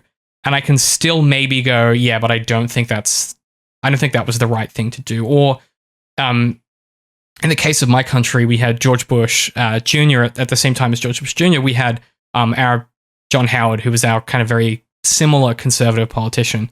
He enacted gun control. He and his colleagues blew up their political careers. They committed career suicide to make gun control happen. I don't, and that is one of the greatest things that's ever happened in this country. I don't think that makes him a good person. I don't think it makes him a good politician, and I don't think it outdoes all of the evil shit he did. But I can have those two thoughts, and they don't necessarily need to be in conflict, right? And that's part of where you get to with vulnerability, emotional vulnerability, and being able to admit the world is complicated and big, and sometimes things don't make sense, and they're not simple, and they're not clean. Yeah, and I don't know how we move forward, with these questions of AI and these questions of reality, except to focus on connecting with each other, and to focus on connecting with ourselves, right? And someone could make a video of me saying something, right? As you said, they could produce some kind of AI thing of me saying something. I think you would know, because you know me quite well, you would know if it was actually me. Because you'd be like, is it the type of thing David would say? Yeah. And if it wasn't 5-syllable words, and yeah. Yeah. Or if I was saying some shit about how I really think that we should, I really think we should endorse. I'm trying to think of something I would never say. Star Wars is good. No, because every now and then I talk about Andor, so I feel like those words have left my mouth at some point. But it would have been something like Star Wars is good, actually. Would have been how I would have said that. But look, I do have one other thing I want to talk about. But do you have any other points that you want to hit on? Because you said you took notes. Is there anything else particularly that you wanted to?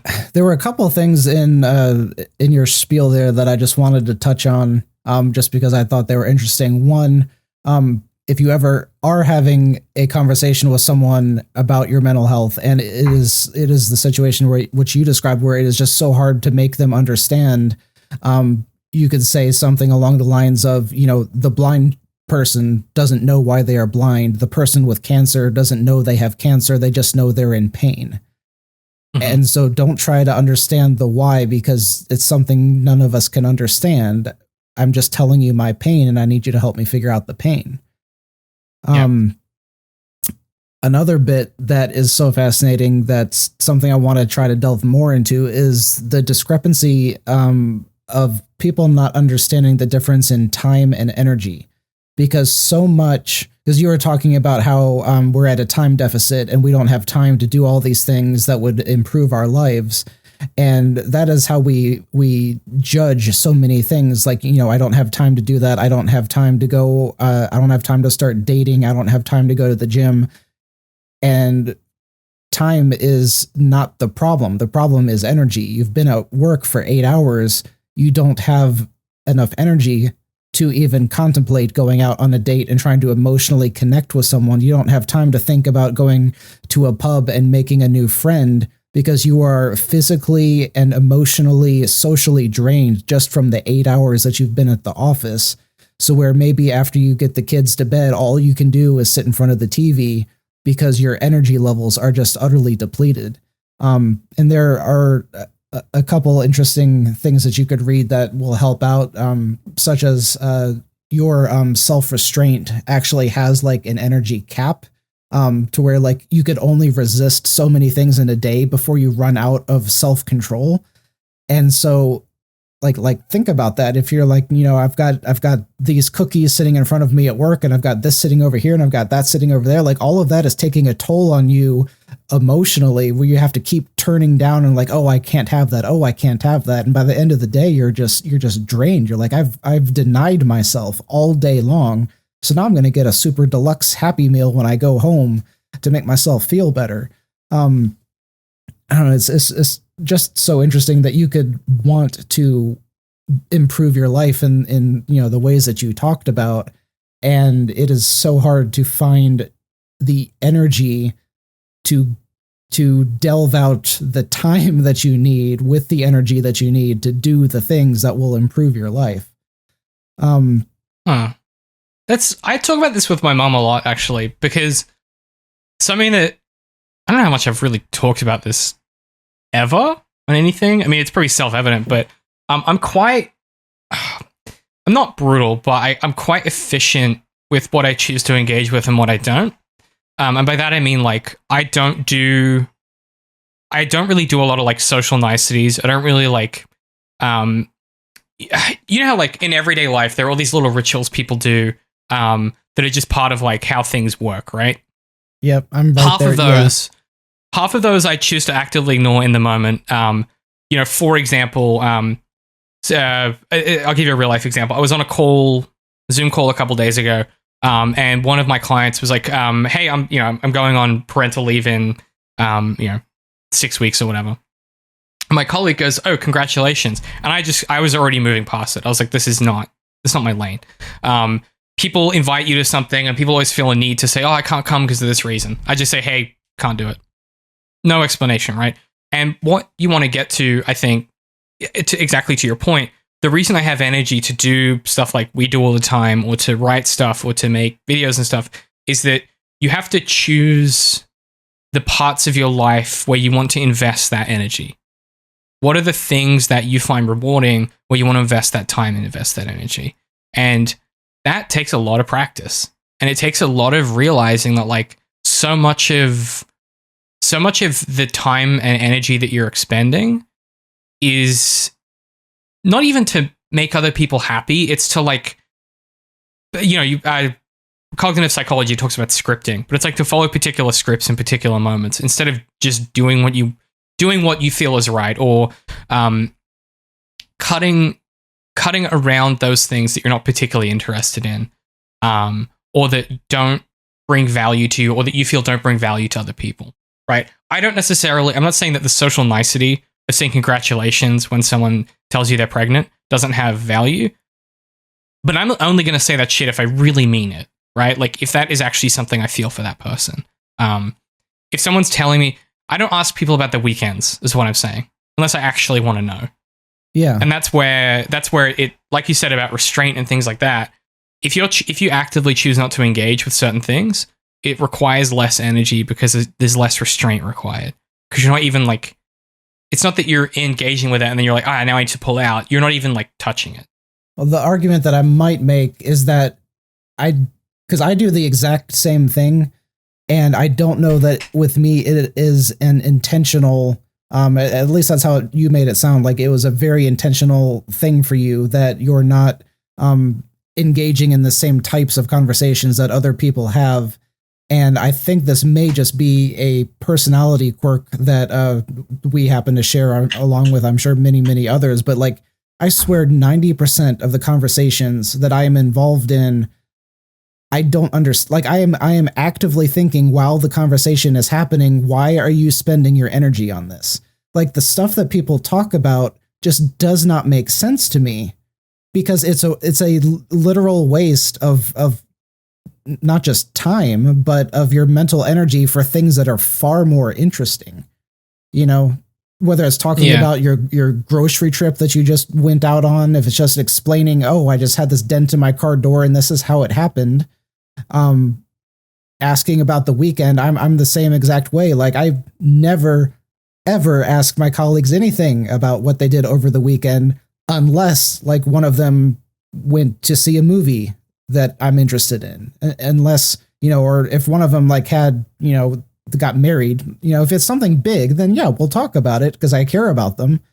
But talking about, you know, what kinds of plants did you plant in your garden? Like, but they'll talk about that for 15 minutes solid. And I'm like, we could have written an introduction to a movie script. Like we could have done something. I see. I think here's the difference between us is I see the value in it. I just eschew that value because it's not value that I want. Like, I get it. It's just not for me. Yeah, no, I'm the same way. Because like mom had those conversations with people all the time, and I did not I didn't want to take that away from her. I wouldn't try to end that early. I would just walk away. I would just go walk away and do my own thing. And then everyone's like, where'd JM go? And I was like, I was bored. I left. Like, I will leave family gatherings all of the time because I'm like, I've told you, like, I'm to the point where like, I don't even pretend. Like, my family's like, oh, you want to do the I'm like, I will be there. I'm not necessarily going to engage. Yeah. Like, and that's just, but it's actually been quite a freeing kind of thing, I think, for us as a family, especially like being such a small family unit, right? It's my brother and my mom, right, and me. Like, I think it's been quite freeing for us because what it means is that we no longer do things because they're rituals or because they are patterns and scripts and things like that. It's like we go out of our way to do stuff because we want to, or because we think that, you know, it's be something we enjoy together. Which is, I think that's part of just trying to live a deliberate life as well. I talk to my friend James about this a lot. Is the reason I'm not on social media. I have a TV, but the aerial's not plugged in, right? I make a really conscious effort to, because on the point about energy, something else that's really consumes a lot of mental bandwidth is processing information in the world around you. And social media is specifically designed to make you not process stuff properly and just like take in as much information as possible and not do anything with it. Something that I try and do, and this is why we end up having like 5-hour discussions about stuff. Or like me and Pat the other day, we pressed stop and I was like, oh my God, we talked nonstop for 4.5 hours. And it's because like, I like thinking about stuff properly and giving it the time and the space it deserves, right? But that also means missing out on stuff. And that's another big thing. I think a lot of people experience this sense of like, if I take a step back, I'm going to lose something. I'm going to not be in the know. The truth is, one, you're not missing much, right? The stuff that you're missing on social media has nothing to do with your life anyway. I had this ex who used to, she's a big Instagram person, and every morning, she would lie in bed for 15 minutes and she would go through people's stories every morning. And it used to drive me fucking crazy because I never understood it. Like, we had some robust discussions. They were never quite arguments, but I used to be like, I don't understand. Like, these aren't even people you like. They're just people that you know. Like, I don't understand why this has any value. So, because, you know, I want to keep up with what's going on. And for me, that I've never understood that. Like, the friends I have that I care about, a very small number of people in my life that I actually like, which I don't think is, I'm a snob, okay? This isn't news to anybody, I don't think. But I really care about them, but I care about them in such a way that like I want to hear it from them. I want to engage with it from them. I don't fuck with this one way, halfway, post a comment type shit. Like I'm trying to, if I'm messaging someone, we're talking, right? Like it's an exchange, it's a conversation, it's an engagement, it's a connection. It's not a post or a comment. And we fuck with each other all the time by leaving comments on stuff. That's just part of being like on an online personality, right? That's not the same thing as like actually connecting and messaging and things like that. And I guess what I'm saying is I prefer social relationships than like the parasocial style of relationship.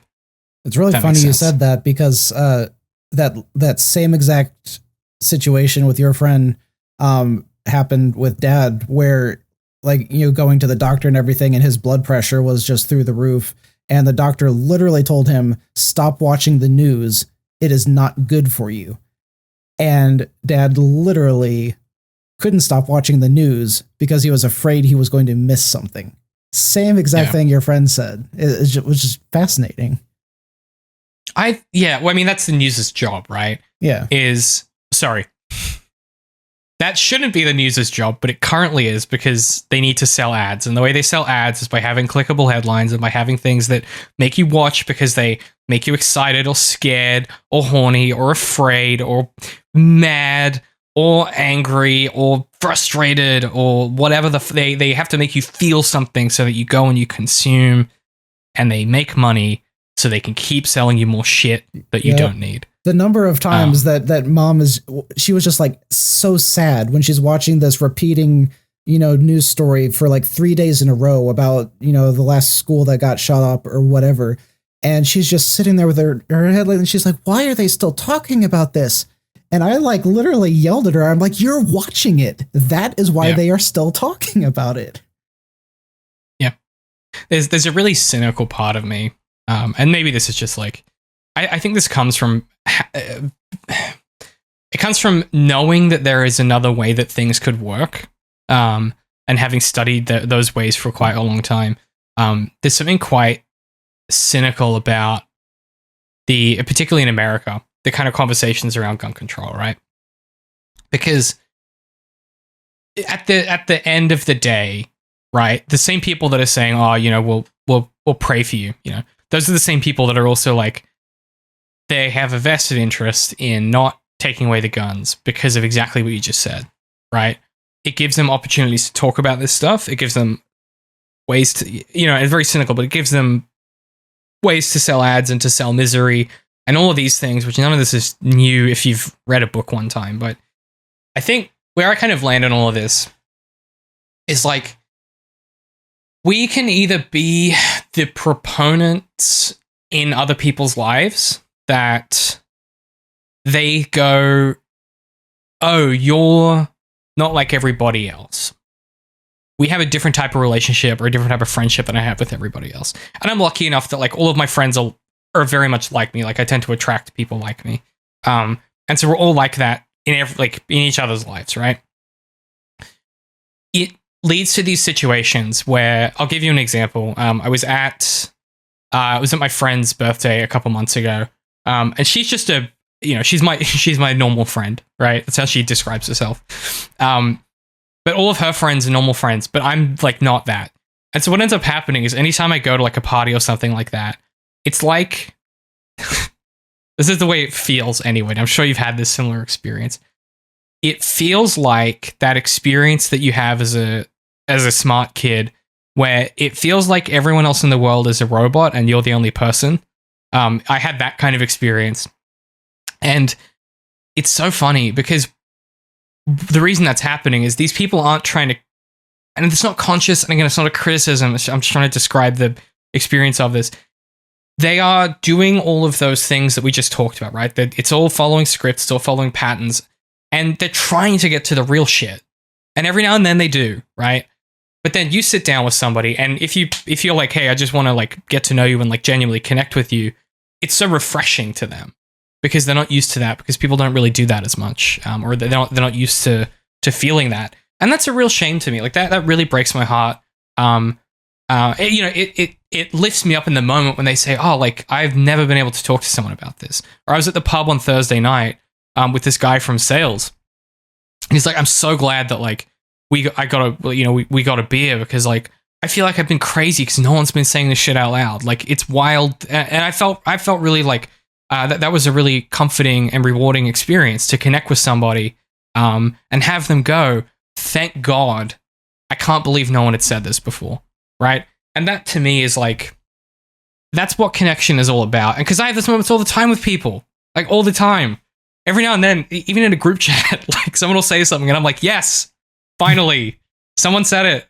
Like, and that's what connection and friendship is really about is being a light in the kind of haze and darkness of life for someone else in these little moments. And that's how you bring people out of those spirals. That's how you bring them out of those spaces and you bring them into the fold, right? It sounds cliche as shit, but one of the things that I always try and do if I'm out socializing or whatever, and you see someone who's kind of like not, you bring him in. Come join us or whatever, right? That's you want to be that force for good, and it's hard because it takes energy and it takes time. But if your focus becomes being that for other people, life gets really easy really quickly a lot of the time, because it turns out that everyone kind of wants to do that for each other. And if you can engender that in other people, you're going to find other people that are like that. And you're going to find that you're able to lift people up, and you're going to be able to make decisions that don't necessarily benefit you, but are good for other people, right? It is so hard to, it breaks my heart. I mean, we're getting, I do have a way to tile this together, by the way, which I'll do in a minute because we're going for a while here. But there are these absolutely heartbreaking clips of people calling into British radio shows after Brexit, kind of after it all finished. And they're in tears, apologizing for voting for it. And they're like, I can't believe I believed them. Like, I can't believe I believed that they lied and I believed them. They lied to us and I believed them, right? They're in tears because they feel like they've betrayed their neighbors and they've betrayed the people they love. And it's heartbreaking when people have that realization and come out of that, right?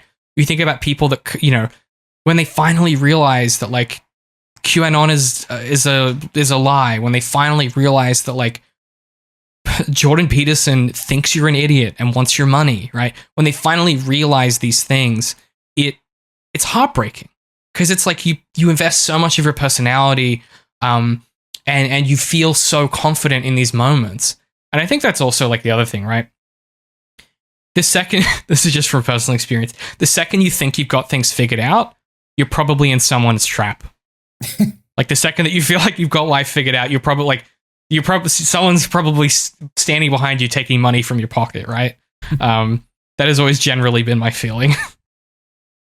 I thought it was really interesting when you were describing the way to go about kind of like fixing all of this and helping other people so much. And Dale Carnegie's book, How to Win Friends and Influence People, I love, which is also it's a terribly titled book. But anyway, everyone should definitely read it. But one of the things is like legitimately care about people, legitimately try to help people, legitimately try to make a connection with people. And you're not trying to manipulate them, but by embracing them and helping them, you will get what you want as well. You will have the symbiotic relationship with people if you just care about them and treat them as a fellow human being and try to help them.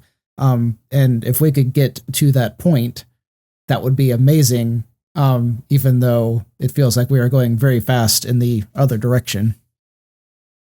Yeah. Yeah. I guess I agree with that. Yeah. I think it's your point about like the point is like you do it not because it is good for you, right? Like I think effective altruism is such a complicated thing to unpack, but it feels good to help other people. That is true. But also it tethers you, right? It binds you to the world. It binds you to reality. It helps you determine, okay, if you have genuine connections in your life and you have genuine friendships and again, I know for a lot of people that's really hard to do. And there's so many reasons why that can be really hard to do. Even if you have just one of those, it becomes really easy to then spot the charlatans and the grifters of the world who want to take your money, or they want to take something from you, or they want to use you for their own benefit. It becomes easy because you can see the difference. You can feel the difference between them because you know what the real thing looks like. And I want to be really clear that it's not always good, right? Like I was saying before, there are bad days and good days, and there are days when you're going to disagree with people, and there are days when you're going to be sad and mad, where you do go and get, a jumbo Big Mac meal, and there are days when you're going to be in a good headspace and go to the gym, and there are going to be days when you feel like the universe is an interconnected web of meaning, and there are going to be days when you feel like you're the only person on the planet. And all that is like perfectly normal. And learning to embrace the ambiguity and the chaos of life and the entropy of the universe and appreciate just how unlikely all of this is. And like every now and then realize how ridiculous it is that your phone works at all, right? It's being able to keep some of that kind of appreciation of the size of it all. And the probability of you being here is so low that it should be a comfort that you're here at all, because, you have one life and it's short and it's finite, and you're a stack of carbons that are stuck together, that are stuck onto a globe that's spinning around a bigger thing, that's spinning around a bigger thing, that's spinning around a bigger thing, that's spinning around a bunch of other bigger things that is impossibly big, and it's moving away in impossibly fast speeds that we can't feel. And like at a certain point, I always come back to this thing of like, how does that fail to hold us? When did the natural beauty of the world so utterly fail to stun us that we had to invent cheap tricks and monsters? We needed to invent schemes and scams and courses, and we needed to find reasons to be angry at women and be angry at each other. It's like, at what point did we all stop and forget how incredibly unlikely all of this is, and how amazing it is that we have the opportunity to walk down the street and order a coffee, and someone looks at you and they remember who you are and they know your coffee order. Stuff like that is incredible to me. And it's mundane and it's boring, but it's important. And I think it's like brushing your teeth every morning, right? Brushing your teeth every night. Doing the work is mundane and it's boring. And I think it's the therapist in Rick and Morty that says, like, some people are okay with doing the work and some people aren't. And self-work is sometimes tedious and sometimes exciting. Friendships are it's all kind of the same. And at the end of the day, you have to starting, right? Momentum begets momentum, and then it's been a decade, and you went from being a shitty 20-year-old to someone who feels like they have a series of connections they know are going to probably last the rest of their life. And even if they don't, when they do exist and when they are in place, they have meaning and they feel fulfilling, and you'll find fulfilling work, and you'll find that doing fulfilling work makes you as you make the work, right? And I think one of the biggest things that I would say to people that might, if you've listened this far in, you're either like a core audience person of us, so you probably don't need to hear this, or this has resonated with you because maybe it's not something that you've heard before in this exact kind of framework. I would say the easiest way to start is next time you have those little interactions, right? One of the easiest tips, right? Yeah, it's a fun one as well because it's really easy to do. Is next time you go and you order a coffee, or you're out and someone's wearing a name tag, right? They're not wearing a name tag because they've forgotten their name. They're wearing it so that you can choose to use their name if you so desire. And so one of the easiest things to do to be observant and be present in moments is if you see someone with a name tag, if someone's serving you, be like, hey, thanks. Oh, John, is it? Great to meet you. I'm Dave. Right? Really simple stuff like that. It makes a difference. It changes the way that you engage with reality because you have to try to care. And one day, after trying to care for long enough, you stop having to try, and it just becomes who you are and how you engage with reality. And I want to. Do you have anything else, or should we? Because I have something I want to end with as well. No. Go right into it. So this is from on all of these topics, right? On things not making sense, on reality not quite making sense. This is from Abed in the last episode of Community, where Abed's going off to LA. He's got a job on a film set, and he'll be back probably maybe. And Abed explains to Jeff that TV has to be joyful, effortless fun. TV defeats its own purpose when it has its own agenda, or is trying to defeat other TV, or being proud or ashamed of itself for existing. It's TV, it's comfort. It's a friend you've known so well and for so long, you just let it be with you. And it needs to be okay for it to have a bad day, or phone in a day. And it needs to be okay to get on a boat with LeVar Burton and never come back. Because, eventually, it all will. And if that doesn't get you misty-eyed, I don't know what does. Oh, Abed. He's my Patronus.